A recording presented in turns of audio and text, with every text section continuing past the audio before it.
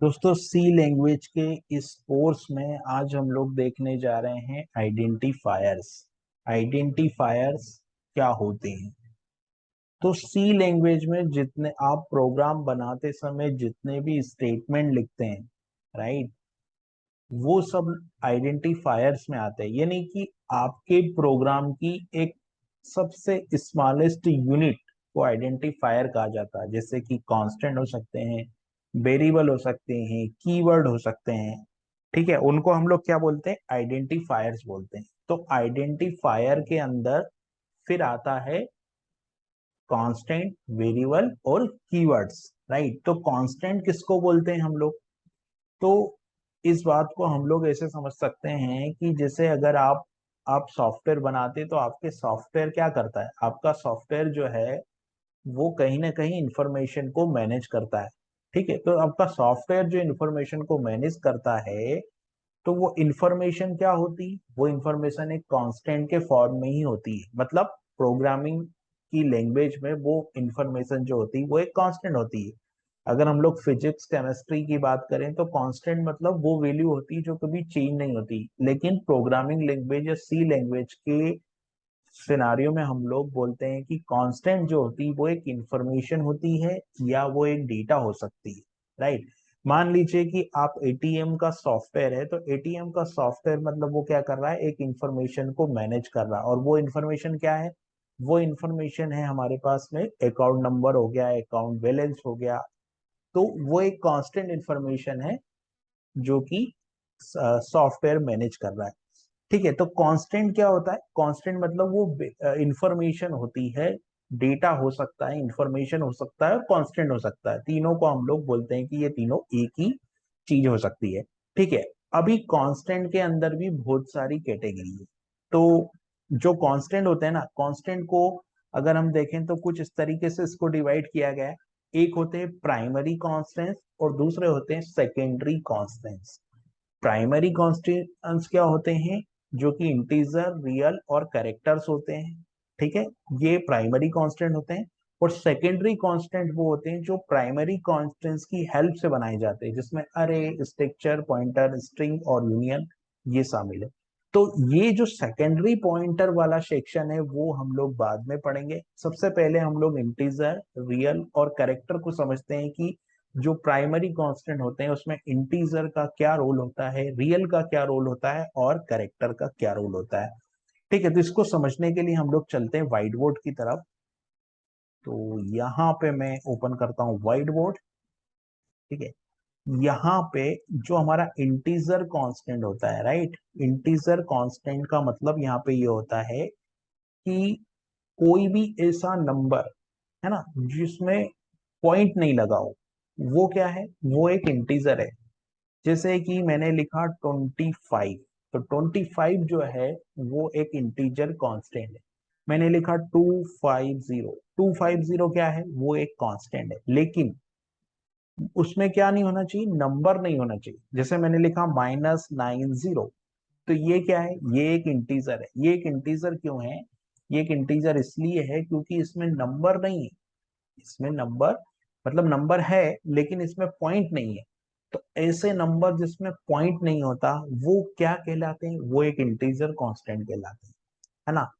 जैसे कि कोई भी नंबर हो सकता है जिसमें पॉइंट नहीं हो, वो हमारा एक इंटीजर कांस्टेंट होगा। इंटीजर कांस्टेंट के बाद में दूसरा जो हम देख रहे थे वो क्या होता है? वो हमारा होता है रियल कांस्टेंट, राइट। दूसरा हम लोग अगर देखें तो ये होता है हमारा रियल कांस्टेंट। तो रियल कांस्टेंट क्या होता है? रियल कांस्टेंट से मतलब होता है कि ऐसा नंबर जिसमें पॉइंट हो। जैसे आपके मोबाइल का बैलेंस, तो आपके मोबाइल का बैलेंस क्या होगा? आपके मोबाइल का बैलेंस मान लीजिए 255.10। इसमें क्या है? नंबर है ना। तो इसमें नंबर है तो ये क्या हुआ? ये हो गया रियल कांस्टेंट, क्योंकि इसमें पॉइंट है। नंबर तो है, नंबर तो इंटीजर भी है और नंबर रियल भी है। लेकिन फर्क क्या है? इंटीजर में ऐसे नंबर है जिसमें पॉइंट नहीं है और रियल में ऐसे नंबर है कि जिसमें पॉइंट है। तो ये फर्क है यहाँ पे। तो रियल कांस्टेंट मतलब ऐसे कांस्टेंट जिसमें पॉइंट लगा होता है, उसको हम लोग बोलते हैं कि वो रियल कांस्टेंट है। ठीक है, तो ये इंटीजर हो गया और यहाँ पे रियल कांस्टेंट हो गया। थर्ड नंबर पे आते हैं हमारे जो तीसरे कांस्टेंट होते हैं वो होते हैं हमारे कैरेक्टर कांस्टेंट। तो कैरेक्टर कांस्टेंट से क्या मतलब होता है यहाँ पर, कैरेक्टर कांस्टेंट का मतलब यहाँ पे ये होता है कि ऐसे नंबर होते हैं कैरेक्टर कांस्टेंट जिसमें मतलब एक एक कैरेक्टर होता है। जैसे मैंने लिखा यहाँ पर, मान लीजिए मैंने लिख दिया ए, और इसके ऊपर मैंने लगा दिया सिंगल कोड।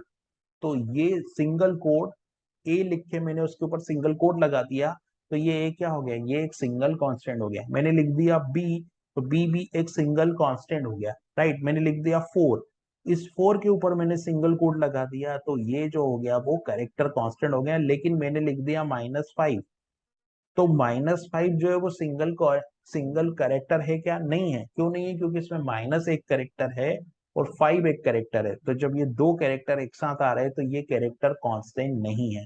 तो ये हमारे होते हैं प्राइमरी कांस्टेंट, जिसमें होते हैं इंटीजर होता है, रियल होता है और करेक्टर होता है। अब हम चलते हैं जो दूसरे हमारे कांस्टेंट होते हैं, जैसे कि ये तीन तो है ही हमारे पास, लेकिन इसकी जो दूसरी कैटेगरी है, ये तो हमने समझा आइडेंटिफायर, और आइडेंटिफायर के अंदर हम लोगों ने देखा कांस्टेंट, और कांस्टेंट के अंदर हम लोगों ने देखा प्राइमरी कांस्टेंट, जिसको हम लोग बोलते हैं कि इंटीजर, रियल और करेक्टर। ठीक है, अब आता है वेरिएबल्स क्या होते हैं, राइट। तो वेरिएबल्स को समझने के लिए हम लोग चलते हैं व्हाइट बोर्ड की तरफ। वेरिएबल्स क्या होते हैं, ठीक है। तो मान लीजिए कि आपने कोई प्रोग्राम बनाया, ठीक है, और आपका प्रोग्राम सबसे पहले क्या होता है, रेम में लोड होता है। तो ये मान लीजिए आपके सिस्टम की रेम हो गई, है ना। इस पूरी रेम में कहीं ना कहीं आपके प्रोग्राम को जगह मिली होगी, कहीं ना कहीं आपका प्रोग्राम, मान लीजिए ये आपका प्रोग्राम हो गया, इस पूरी रेम में ये आपका प्रोग्राम हो गया। रेम क्या है, रेम मतलब ये तो कंप्यूटर की हार्डवेयर का पार्ट है रेम, राइट। अब आपने क्या किया, दो वेरिएबल डिक्लेयर किया, जिसको हम लोग वेरिएबल बोल रहे हैं। तो आपके प्रोग्राम में दो वेरिएबल है, मान लीजिए एक ये ए है और एक ये बी है, राइट। तो आपका जो प्रोग्राम है वो कहीं ना कहीं मेमोरी में जगह लेगा। ये ए हो गया और ये बी हो गया, तो आपका जो प्रोग्राम है वो कहीं ना कहीं मेमोरी में जगह लेगा, ठीक है। तो जब आपका प्रोग्राम रेम में लोड होगा और आपके प्रोग्राम का एग्जीक्यूशन स्टार्ट होगा, मान लीजिए आपने दो नंबरों को ऐड करने का प्रोग्राम बनाया, तो आपके प्रोग्राम में यूज होने वाले दो नंबर कहीं ना कहीं मेमोरी में जगह लेंगे। तो वो मेमोरी में जो जगह ले रहा है और उसका जो नाम आप रख रहे हैं वो होता है वेरिएबल, उसको हम लोग बोलते हैं वेरिएबल। जैसे कि आपने दो नंबर को ऐड करने वाला एक प्रोग्राम बनाया, और मैंने क्या किया, उस दो नंबर को ऐड करने वाले इस प्रोग्राम में ए और बी दो नंबर बनाए मैंने, ठीक है। ए और बी दो नंबर बनाए, ए और बी हम लोगों ने दो नंबर बना दिए। तो अभी हम, अब मान लीजिए हम इस प्रोग्राम को और किसी में स्टोर कर रहे हैं। मान लो हमने एक वेरिएबल और बनाया यहाँ पे, जिसको हमने नाम दे दिया कि ये सी हो गया, और हमने लिखा कि A plus B C is equal to A plus B. तो इसका क्या मतलब हो गया, इसका मतलब यहाँ पे ये हो गया कि ए और बी का सम करो और सी में स्टोर करो। तो सी को भी कहीं ना कहीं मेमोरी मिली होगी रेम के अंदर, ए को भी कहीं ना कहीं मेमोरी मिली होगी रेम के अंदर, और बी को भी कहीं ना कहीं मेमोरी मिली होगी रेम के अंदर। तो तीनों को मेमोरी अलग अलग मिल रही है। तो इन मेमोरी में, रेम के अंदर जो मेमोरी मिलती है हमारे प्रोग्राम को एग्जीक्यूट होने के लिए, वेरी जो डेटा हम यूज करते हैं उसके लिए, उसके नेम को हम लोग बोलते हैं वेरिएबल। अब इन वेरिएबल को बनाने के भी कुछ नियम होते हैं। जैसे नियम क्या है, वेरिएबल के name is any combination of alphabet, digit और अंडरस्कोर। तीन चीज हो सकती है, राइट। तो अल्फाबेट हो सकता है, अल्फाबेट होने के साथ साथ क्या हो सकता है, अल्फाबेट हो सकता है, अल्फाबेट होने के साथ साथ जो है डिजिट हो सकता है, और अंडरस्कोर। मान लीजिए कि आपने कोई कोई वेरिएबल का नेम आप बना रहे हैं, और आपने लिख दिया कि डॉलर ए। तो डॉलर ए अलाउ नहीं है, लेकिन आपने लिख दिया कि ए और आपने लगा दिया अंडरस्कोर, तो ये अलाउ है, राइट। ये रूल है कि आप अपने वेरिएबल के नेम में अंडरस्कोर का यूज कर सकते हो, और जो आपके मतलब अल्फाबेट होते हैं उसका आप यूज कर सकते हो। तो variable name is any combination of alphabet, digit and underscore, और अंडरस्कोर आप यूज कर सकते हो। लेकिन कोई भी, जैसे मान लीजिए आपने लिख दिया @x, तो ये अलाउ नहीं है। आपने लिख दिया @a, तो ये भी अलाउ नहीं है। तो इस तरह हम लोग ये रूल को फॉलो करते हैं मेमोरी वेरिएबल का नाम डिक्लेयर करते समय। और जो वेरिएबल होते हैं वो कीवर्ड के नाम पे डिक्लेयर नहीं होते। अभी कीवर्ड क्या होता है वो भी हम लोग समझेंगे, क्योंकि हम लोगों ने आइडेंटिफायर में देखा है कि आइडेंटिफायर में हम लोगों के पास जो होता है वो क्या होता है। एक तो हो गया हमारे पास में कांस्टेंट हो गया, वेरिएबल हो गया। अभी कीवर्ड की हम बात कर रहे हैं, कीवर्ड क्या होता है। तो कीवर्ड्स की हम बात करते हैं, कीवर्ड्स क्या होते हैं। ठीक है, तो कीवर्ड मतलब, देखिए कीवर्ड का मतलब यहाँ पे ये होता है कि ऐसे कुछ वर्ड, जैसे प्रोग्रामिंग लैंग्वेज डिजाइन करते समय कुछ वर्ड को पहले से लैंग्वेज बनाने के लिए यूज में लिया गया और उसका कुछ ना कुछ मतलब है। जैसे कि मान लो जो आप लिखते हो इफ, तो इसका कहीं ना कहीं मतलब है। प्रोग्रामिंग लैंग्वेज में ये कीवर्ड यूज किया गया तो उसको बोलते हैं रिजर्व वर्ड।